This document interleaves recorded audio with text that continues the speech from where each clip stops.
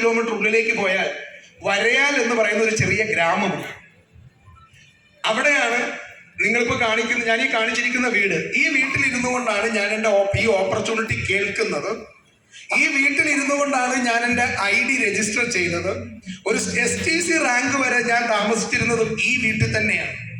അപ്പൊ ചില പുതിയ വ്യക്തികളും, നമ്മൾ മലയാളികളാണല്ലോ, ചിലരെങ്കിലും ചിന്തിക്കും ഏതോ ഒരു വീടിന്റെ ഫോട്ടോ ആയിട്ട് വന്നേക്കാണ്. ഹലോ, ഈ വീട് നേരിട്ട് കണ്ടിട്ടുള്ളവരൊന്ന് കൈവെക്കാമോ? വേദിയിലോ പുറകിലോ? കുറെ ആളുകളെ നിങ്ങൾക്ക് പുറകിലും മുമ്പിലൊക്കെ കാണാം. ഡിയർ ഫ്രണ്ട്സ്, ഞാൻ ഈ വീട്ടിലല്ല ഇപ്പൊ താമസിക്കുന്നത്. പക്ഷെ ഈ വീട് ഞാൻ ഇപ്പോഴും ഇതുപോലെ അവിടെ മെയിൻറ്റെയിൻ ചെയ്യുന്നുണ്ട്. ഇപ്പോഴും ഈ വീടൊന്ന് കാണാനും ഇതിന്റെ മുമ്പിൽ നിന്നൊരു സെൽഫി എടുക്കാനും കേരളത്തിൽ നിന്ന് അകത്തുനിന്നും പുറത്തുനിന്നും നൂറുകണക്കിന് ആളുകൾ എന്റെ നാട്ടിലേക്ക് വന്നുകൊണ്ടിരിക്കും. എന്തിനാണ് ഞാൻ ഈ വീടോടെ മെയിൻറ്റെയിൻ ചെയ്യുന്നത്? വേറൊന്നും വേണ്ടിയല്ല. ഒന്ന്, ജീവിതത്തിൽ എപ്പോഴെങ്കിലും എന്തെങ്കിലും ആയി എന്നൊരു തോന്നൽ നമുക്കുണ്ടായാൽ ആ വീടിന്റെ വരാതെ പോട്ടൊരു 15 മിനിറ്റ് ഒറ്റയ്ക്ക് ഇരുന്നാൽ മതി, നമ്മൾ പഴയ പ്രസാദം. രണ്ട്, ജീവിതത്തിൽ സക്സസ് ആവണമെന്ന് ആഗ്രഹിക്കുന്ന ആളുകൾക്ക് അതൊരു വലിയ ഇൻസ്പിറേഷനാണ്.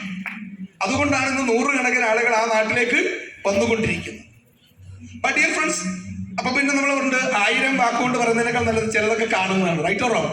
കേട്ടാൽ മനസ്സിലാവുന്നതിനേക്കാൾ കൂടുതൽ നമുക്ക് കണ്ടാൽ മനസ്സിലാക്കും. ദെൻ ഇതുപോലൊരു സാഹചര്യത്തിൽ നിന്നാണ് ഞാൻ ഈ ബിസിനസ്സിൽ വരുന്നത്. നിങ്ങൾ വിചാരിക്കും വന്ന പാടെ ഇയാൾ 2.10 വാങ്ങിച്ചു. ഒരിക്കലുമില്ല. എനിക്ക് ഈ കമ്പനിയിൽ നിന്ന് ആദ്യമായി കിട്ടിയ വരുമാനം 255 രൂപയായിരുന്നു. ഹലോ, പറഞ്ഞത് എത്രയായിരുന്നു? 2.10. പക്ഷെ കിട്ടിയത് 255 രൂപയാണ്. ഞാൻ ഈ സമയത്ത് എൻ്റെ നാട്ടിലും വീട്ടിലുമുള്ള എൻ്റെ പരിചയത്തിലുള്ള ഒരുപാട് ആളുകളോട് ഈ ഓപ്പർച്യൂണിറ്റി പറഞ്ഞു. ദൈവം സഹായിച്ച് ഒരാളും കടന്നു വന്നില്ല. കാരണം അവര് ചിന്തിച്ചതൊരു കാര്യം, ആഴ്ചക്ക് 2.10, അതും സോപ്പും പേസ്റ്റും വിറ്റിട്ട്, അതും കട പോലും ഇല്ലാതെ. ഇവിടെ കടയിട്ട് വിറ്റോന് കിട്ടുന്നില്ലടാ, പിന്നെയല്ലേ കൊണ്ടുനടന്ന് വിറ്റിട്ട്. ഞാൻ പറഞ്ഞത് ആർക്കും മനസ്സിലായില്ല. അവർക്ക് മനസ്സിലാവുന്ന രീതി പറയാൻ എനിക്ക് അറിയത്തുമില്ല. എനിക്കറിയുന്ന പോലെ ഞാൻ പറഞ്ഞു. ദൈവം സഹിച്ച ആൾക്കാർക്കൊന്നും മനസ്സിലായില്ല. അങ്ങനെ ആദ്യമായിട്ട് 255 രൂപ കിട്ടി. പിന്നെ 94ാമത്തെ വീക്കിൽ അതിലും കോമഡി ആയിരുന്നു. ഒറ്റ പൈസ കിട്ടിയില്ല, 0 ആയിരുന്നു. കാരണം കാര്യമായിട്ട് ബിസിനസ് ഒന്നും നടന്നില്ല.